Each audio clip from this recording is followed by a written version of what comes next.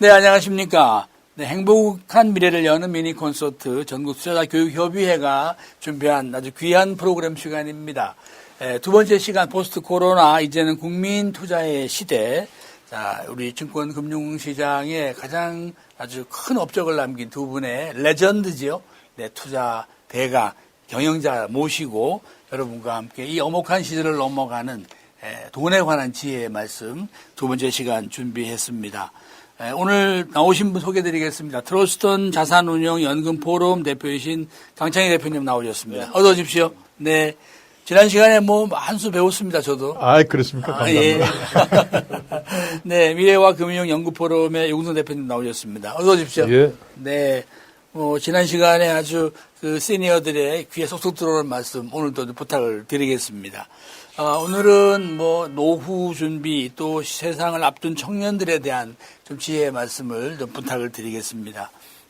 국가도 여러 가지로 준비를 하고 있고 각 가정마다 다들 가족들이 힘을 모으고 있겠습니다만은 이 긴 노후에 대한 준비도 버거웠던 시절에 이렇게 이제는 외출도 쉽지 않은 또 이런 입장이 됐습니다.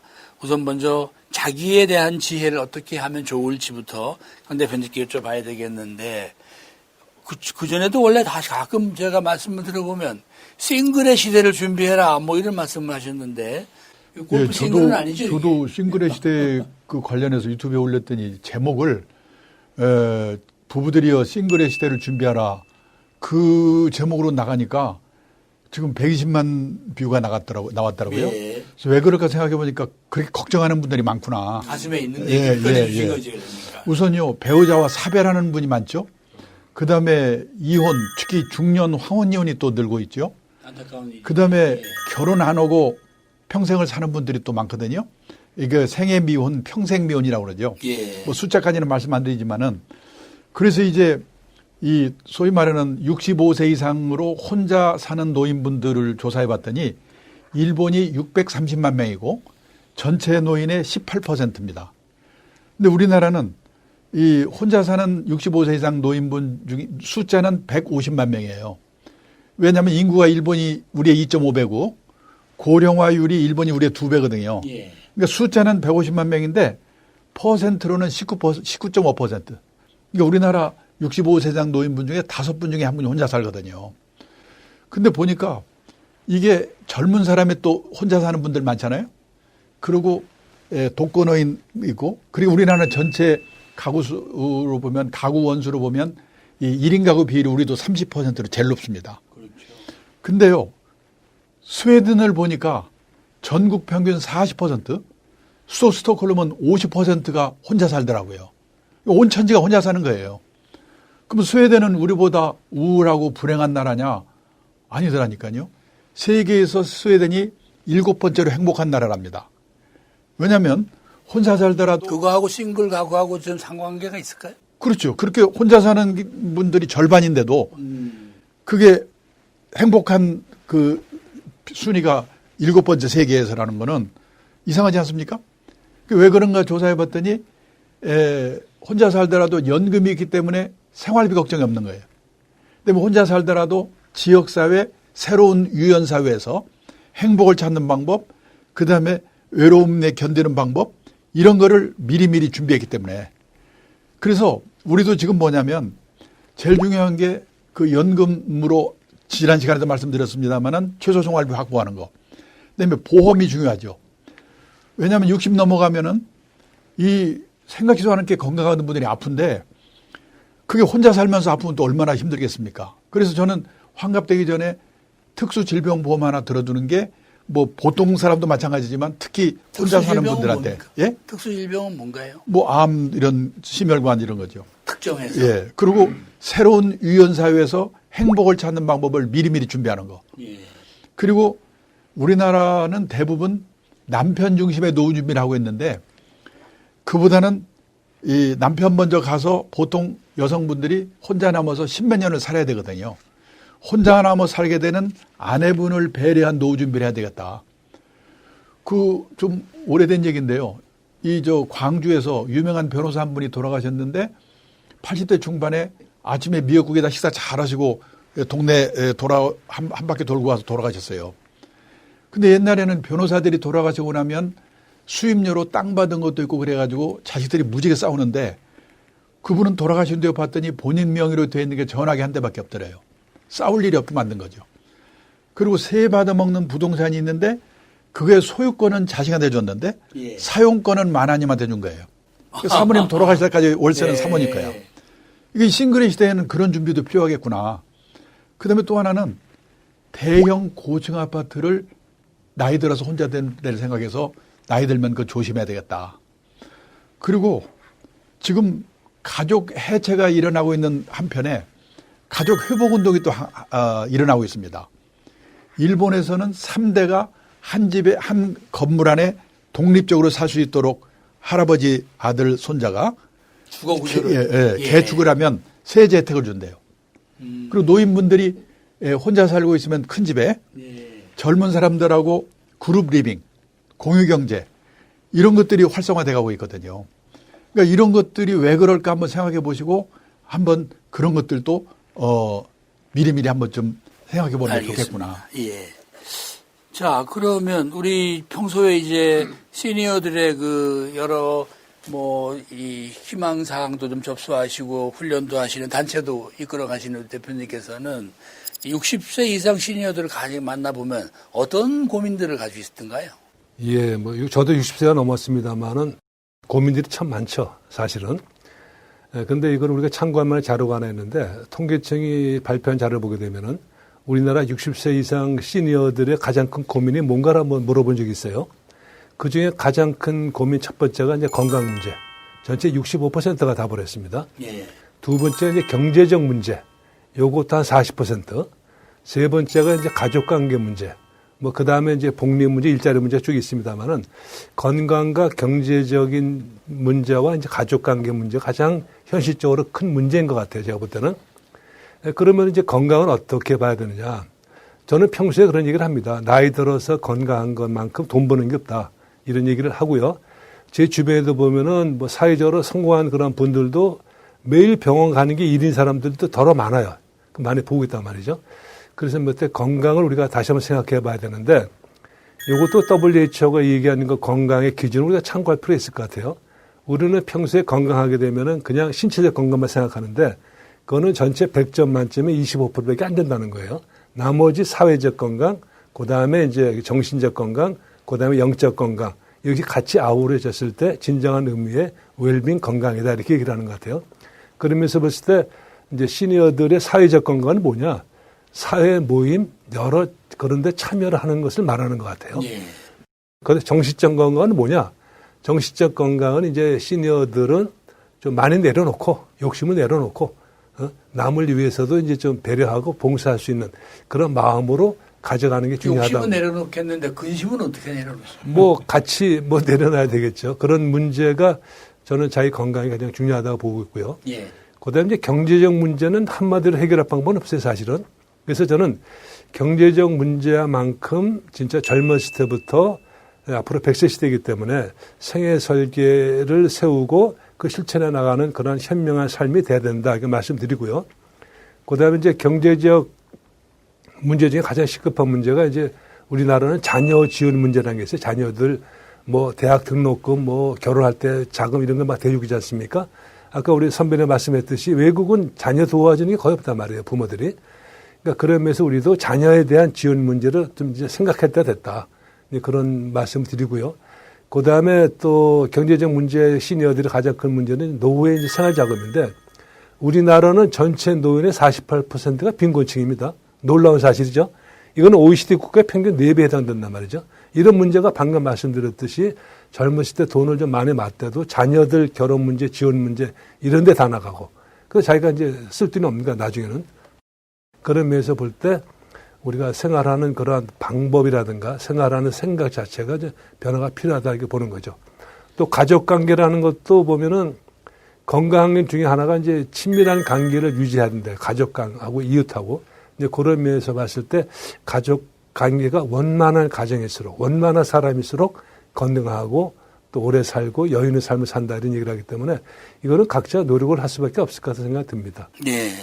사실 이 방송 보시는 부모님들은 내가 이 또 잘 못해줘서 지금 마음이 이렇게 아프다 그런 부모님 더 많으실 텐데 또 한편으로는 이 부모님 현실을 보면 젊었을 때 조금 이렇게 지혜롭게 준비를 좀 하셔야 되지 않나 하는 현실도 우리가 또 다시 깨닫게 됩니다. 그런 면에서 이제 퇴직 후에 가장 많이 남는 게 시간인데 강 대표님은 12만 시간을 한정을 하셨어요. 이거는 어떻게 나온 거고 또 우선 어떻게 때 보내면 좋겠습니까? 이거? 잡코리아가 발표한 자료를 보니까 우리나라 직장인의 평균 퇴직 연령이 51세더라고요. 예. 이 시내 직장이라는 공기업도 55세, 중소기업이 51세, 대기업은 49세더라고요. 그러니까 평균 51세에다 한 살 더해서 52세에 퇴직했다고 가정하고 그다음에 82세까지만 산다고 가정하자.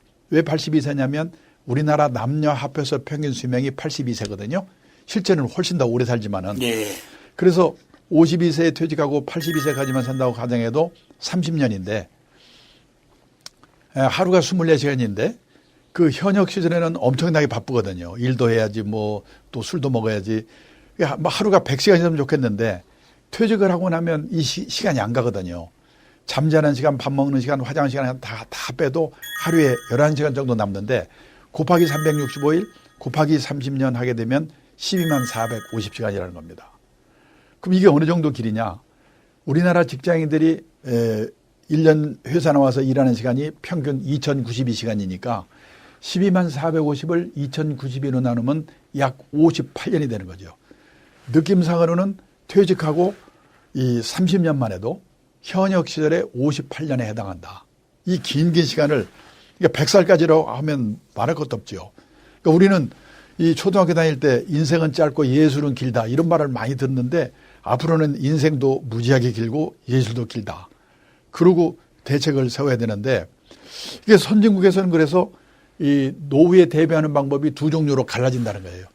열심히 살았는데 유감스럽게 노후 생활비가 없는 사람. 그런 사람이 우리나라는 70~80%라고 생각합니다. 지금 이 통계청 자료를 보니까 이 인생에서 재산이 제일 많을 때가 50대인데 50대 가구당 총 자산이 4억 9천쯤 되고요. 여기서 부채 차입금이 평균 9,300. 이걸 빼게 되면 3억 9,700이 순자산 자기 자본이더라고요. 평균 말씀하시는 예, 50대. 예. 근데 언뜻 생각하면 50대 후반에 재산이 3억 9천 정도 있으면 700 정도 있으면 그럭저럭 먹고 살 수가 아닌가. 근데 문제는 여기서 살고 있는 집값이 3억 3,800이에요. 그 빼게 되면 5,900만 원 남거든요. 이걸로 30년, 40년 어떻게 살 건가. 근데 그러면 이제 선진국은 아까 지난 시간에 연금으로 한다고 그랬는데 그럴 수 있는 거는 선생님, 공무원, 군인분밖에 없으니까 저는 놀랐는데 우리나라 보통 사람은 국민연금 하나밖에 없는데 우리나라 이 65세 이상 고령자 중에서 국민연금, 노령연금을 한 푼이라도 받는 분이 43%밖에 안 되더라고요. 그럴 겁니다. 예, 절반이 안 되고 월 수령액이 60만 원 미만이 80%. 100만 원 이상 받는 사람은 6.6%밖에 안 돼요. 그럼 뭐 이제 나머지 뭐 퇴직연금인데 내가 퇴직연금 적립금을 가입자로 나눠봤더니 3,200만 원. 예. 그 한꺼번에 받아도 1년 생활비가 안 되거든요. 그리고 개인연금은 특별한 사람이나 있고 이게 없는 거예요. 대부분 사람들. 그런 사람들은 어떡하냐? 결국은 일본을 봐도 그렇고 뭔가 체면을 버리고 일하는 수밖에 없더라고요. 지금 이제 두 분께서 특히 이제 노후 준비를 하다가 코로나를 닥친 이 시점에 관하여 여러 가지 지혜 말씀을 주셨는데 제가 좀 한번 첨언해서 말씀을 드려보면은 결국은 뭐 국가도 좀 노력을 해야 되겠고 또 사회 환경도 바뀌어야 되겠습니다만은 이 근로소득을 좀 더 연장하시는 방법에 대해서도 더 마음을 좀 가지셔야 되지 않겠나 그런 생각이 듭니다. 지금 방금 말씀 주신 것처럼 결국 긴 노후를 검소한 것만 가지고 또 대비할 수도 없는 노릇이고 따라서 이 금융투자에 대해서 물론 형편이 다 다르시겠습니다만은 이 역대 그 대가들이 그런 말씀을 하셨어요. 사실 본인을 돌아보면 60이 넘어서 투자 성과가 더 좋았다. 인생의 지혜가 쌓이고 그런데 그때쯤 가면 되게 미천이 없다. 그런 얘기를 또 했었습니다만은 우리가 조금씩 이렇게 생활을 좀 더 규모 있게 살아가시다 보면 금융투자도 좀 신중한 준비와 또 좀 짜임새 있는 훈련을 받으시면 조금씩 이렇게 자산을 좀 이렇게 증식시킬 수 있는 기회도 한편으로는 적극적으로 좀 활용하실 필요도 있겠다. 그런 말씀을 좀 드리겠습니다. 네, 오늘 행복한 미래연은 머니 콘서트. 자, 이번에는 우리 청년들을 위한 또 두 분의 고견의 말씀을 좀 듣겠습니다.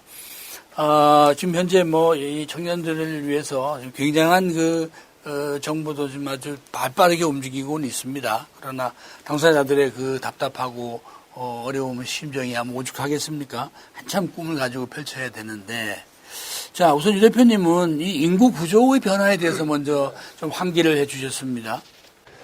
우리나라가요, 2017년부터 인구 구조가 이제 변화되는 그런 국가로 돼 있어요. 어떤 변화가 하게 되면은 소위 생산 가능 인구가 감소세로 전환되는 국가가 된 거예요. 생산 가능 인구는 만 15세에서 64세 연령대를 얘기하는데 이 연령대가 가장 활발하게 경제 활동을 하는 그런 세대면서 또 소비도 가장 활발하게 하는 세대단 말이죠. 그러니까 이 인구가 준다는 것은 경제적인 측면에서는 가장 어려운 상황으로 갈 수밖에 없는 그런 거고요. 우리가 참고로 이제 예를 드는 것이 이제 일본의 경우를 예를 드는데 우리보다 앞선 일본은 1992년도에 이제 생산 가능인과 감소세로 전환됐죠. 그때 일본의 현상을 보게 되면 아주 재밌는 게 많이 있습니다. 특히 일본은 80년대 91년만 하더라도 매년 4.5 내지 5%의 견조한 경제 성장을 보였던 나라예요. 그랬던 나라가 공교롭게 1992년 생산 가능 감소세 전환되면서 급격히 경제 성장이 떨어져서 소위 그때부터 잃어버린 20년, 잃어버린 25년 얘기가 나오는 거예요. 그 다음에 일본은 또 공교롭게 부동산 시장도 1991년에 아주 최고의 피크를 치는데 이것도 92년부터 부동산이 폭락을 해서 계속해서 장기적으로 부동산 시장도 어려운 진영을 갔는데요. 그런 거 봤을 때 우리나라 현재 우리 시니어들도 생산 가능 인구 변화에 굉장히 관심이 많아야 될 것 같고 물론 정치하는 사람들은 더 관심이 많겠습니다만은 이런 면에서 우리가 대응을 해야 된다 이렇게 말씀을 드리고요.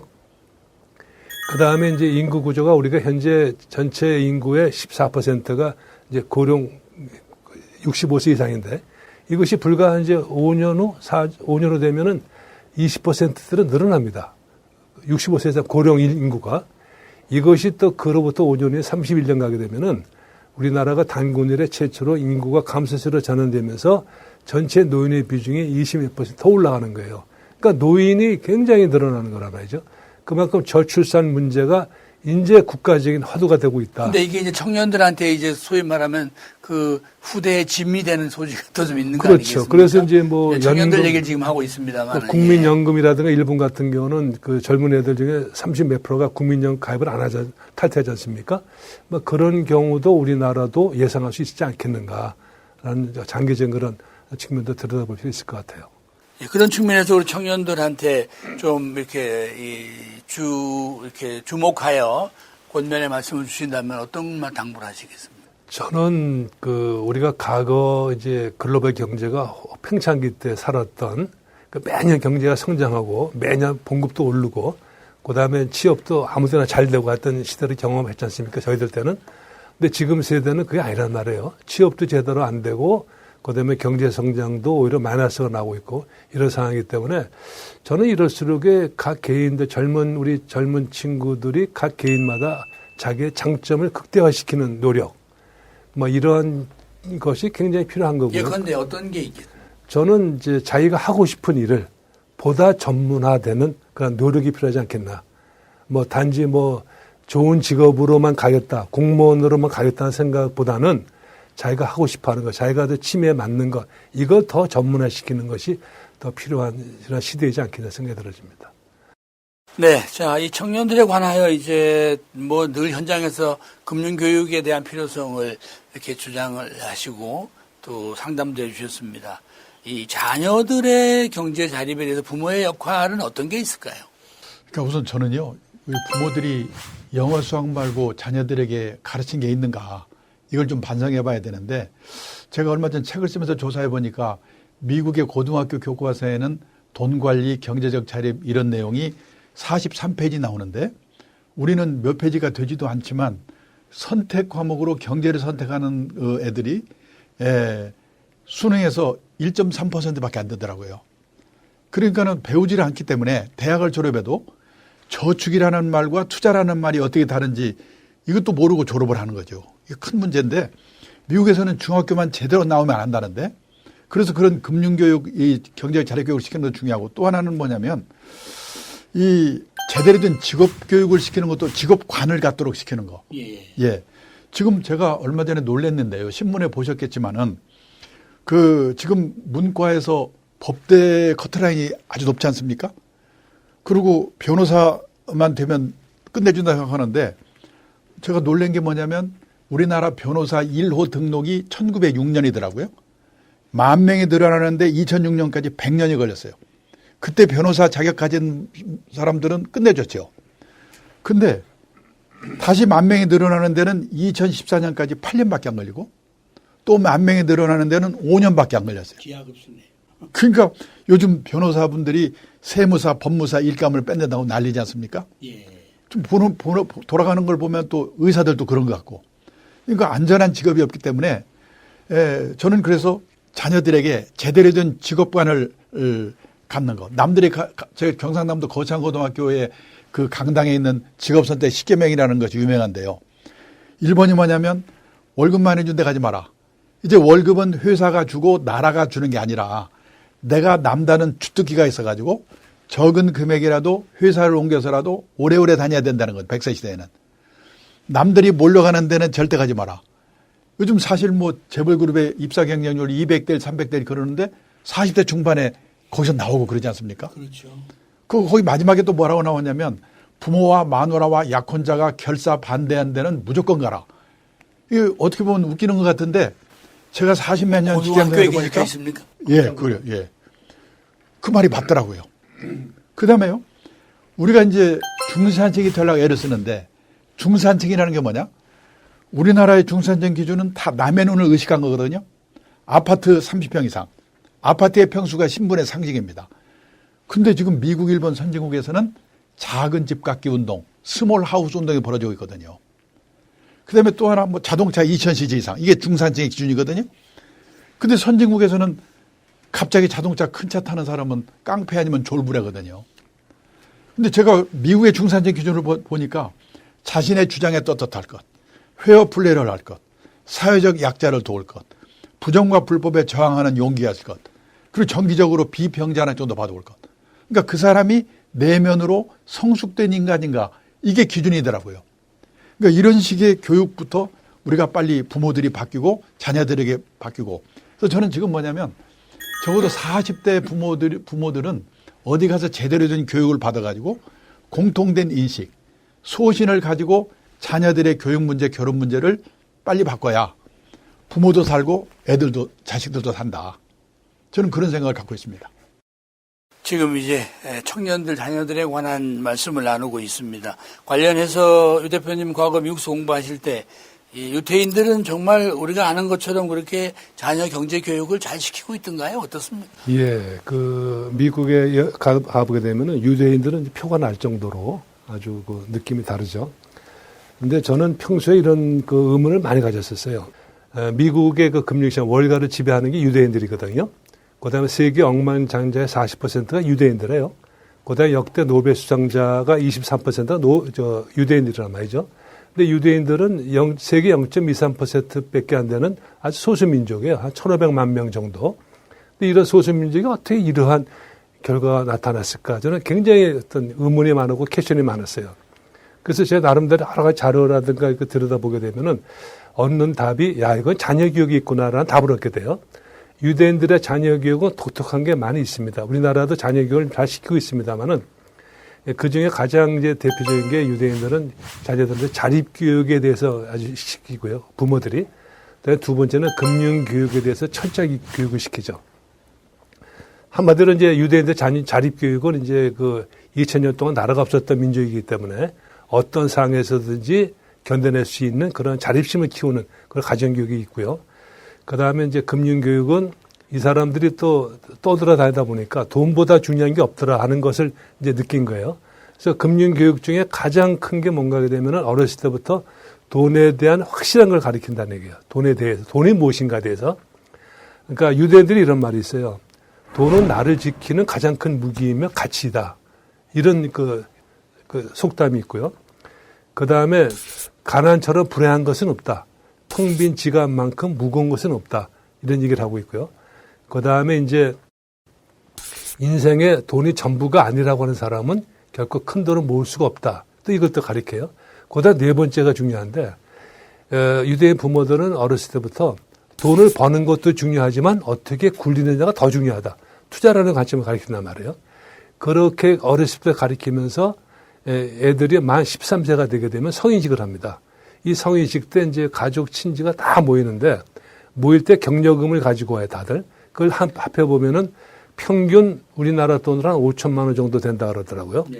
근데 이 돈을 그 다음날 부모들이 애 데려와 가지고 그 은행 계좌도 만들어주고 주식 펀드도 이제 사주고 그리고 그날부터 이제 애하고 이제 주식에 관한 얘기, 또 금리에 관한 얘기를 계속 토론을 하는 거예요. 그럼 자연스럽게 이 어린아이는 그러니까 6년 동안 이제 그런 공부를 부모한테 배우는 거예요. 관심도 있고. 그렇게 자라서 6년이 돼서 19세가 되면은 대학을 진학하든지 또 사회 나가든지 하게 되는데 유대인들의 대학 진학률은 한 24%밖에 안 돼요. 나머지가 사회에 진출하는데 사회에 진출하는 애들 중에 80%가 창업을 한다는 거예요. 창업도 어떤 창업이냐? 우리가 쉽게 하는 커피나 식당 이런 창업하는 게 아니고 유대인들은 어렸을 때 사회 진출해서 창업은 테크 관련 산업. 아직 세상에 나오지 않은 그 기술적인 거.